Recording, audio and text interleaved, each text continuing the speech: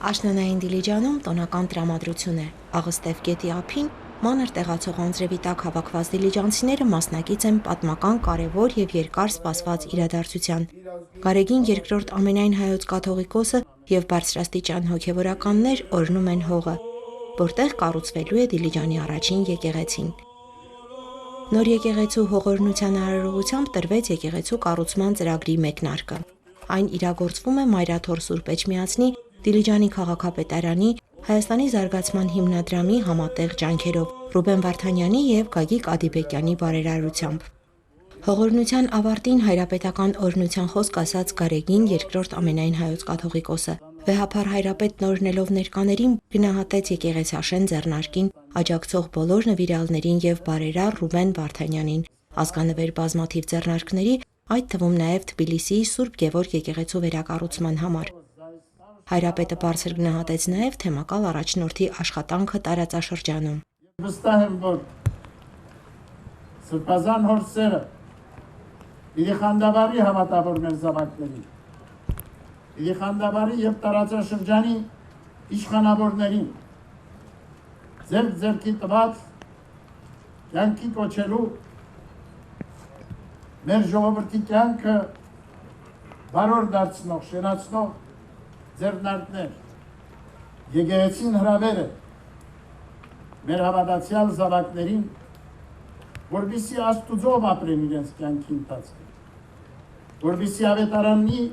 պատգամներն ու պատվիրանները կիրառեն իրենց կյանքը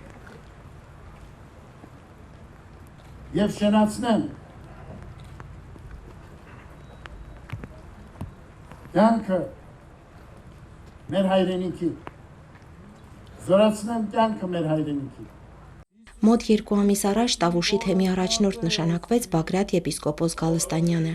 Սրբազանը նշում է, որ կառուցվող եկեղեցին անցյալն ապագային կամրջող մի մեծ ձեռնարկ է, որն այսօր հանգրվան է դառնալու տարածաշրջանի բազում հավատացյալների համար։ Գիտենք, որ Տավուշ աշխարհը առանձնահատուկ է նաև նրանով, որ Հայաստանի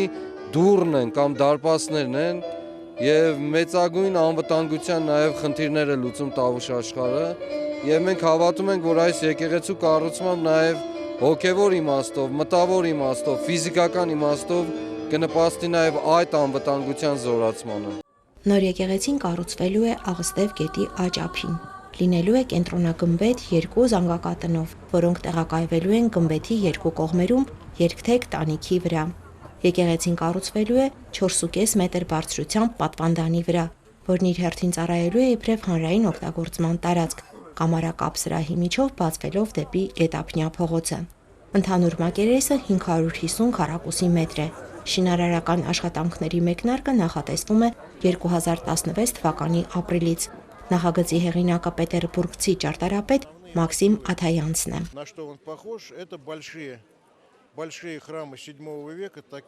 Եկեղեցին կառուցվելու է Արուջի եւ Թալինի 7-րդ դարի եկեղեցիների նմանությամբ, գրեթե նույն չափսերով, տարբերությունն այն է, որ այստեղ զանգակատներ կլինեն։ Նաեւ շատ կարեւոր է, թե ինչ քար ենք օգտագործելու։ Ոչ թե մոխրագույն, այլ բաց շագանակագույն բազալտ ենք օգտագործելու պատվանդանի համար, իսկ հենց տաճարի համար որոշեցինք վերցնել բաց գույնի ֆերզիտ։ Դա կարևոր է, քանի որ շատ է անձրևում, ցանկանում էինք, որ քարը գեղեցիկ եւ տրամադրող լիներ։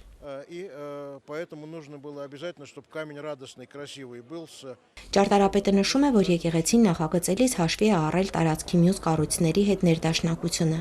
Նոր աղոթատունը բավական մեծ կլինի, քանի որ Դիլիջանը մեծաթիվ բնակչություն եւ շատ այցելուներ ունի։ Կարծիք կա, թե տեղի ժողովուրդն այնքան էլ մոտ չէ եկեղեցուն, սակայն դիլիջանցիներին շատ ոգևորել է այս ձեռնարկը։ Մեր դիլիջանցիների երազանքներ, այսպես ասած, եւ բոլորս ուրախությամբ սպասում են եկեղեցու բացմանը, որովհետեւ մենք եկեղեցի չունենք, որպեսզի գնանք եկեղեցում աղոթենք։ Այսօրվա օրը ինձ համար երազելի երազական օր է։ Շատ քաղցր երազանքների օր է, որ մեր Դիլիջանում կլինի եկեղեցի ու կստանանք ավելի բարձր հոգևոր արժեք։ Այստեղ մենք ունենք Հաղարսնի վանքը, Գոշավանքը, Մաթոսավանք, Ջուխտան, որ մարդիկ միշտ գնացել են,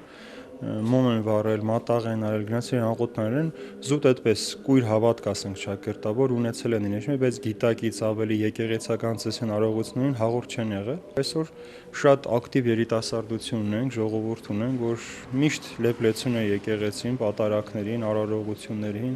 Դիլիջանը շրջապատված է հաղարծին, գոշավանք, ջուխտակ վանք, մաթոսավանք, հնագույն վանական համալիրներով, սակայն հենց Դիլիջան քաղաքում գործող եկեղեցի չկա։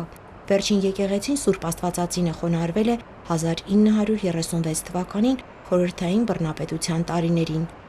Դիլիջանում բնակվողների համար դժվար է ամեն անգամ որևէ խորհրդակատարության, աղոթքի եւ պատարագի մասնակցելու համար անցնել մի քանի կիլոմետր։ Այնուամենայնիվ հոգևորականի ներկայությունը շատ բան է փոխել դիլիջանցիների կյանքում։ Արդեն 5 տարի Թուֆենկյան թանգարանի մասնաշենքերից մեկում ժամանակավոր գործող եկեղեցում սպասավորում է Տեր Շավարժ քահանա Կարապետյանը։ Տեր հայրը ոչ միայն քաղաքի հոգևոր հովիվն է, այլև հարազատ մարդ, ընկեր, բժիշկ եւ խորհրդատու շատ ընտանիքների համար։ Ասում են մարդիկ նրան դիմում են նույնիսկ եկեղեցու հետ որևէ կապ չունեցող հարցերով։ Այս վերջերս ես էլ բացարձակ չառնչվող նմանատիպ հարցով դիմեցի իրեն ու իրան ոչ թե վերաբերվում ենք ոնց քահանա, ոչ միայն հոգևոր առաջնորդ, այլ յուրաքանչյուրիս ընտանիքի շատ սիրելի անդամ։ Տեր հայրը հիշում է, որ երբ առաջին անգամ 2010 թվականի սեպտեմբերին պատարագ մատուցեց, հատուկենտ մասնակից կար։ Այսօր դիլիջանցիներին որևէ առիթ պետք չէ եկեղեցի այցելելու համար։ Գալիս են պարզապես զրուցելու, աղոթելու, Աստվածաշնչի սերտողության մասնակցելու։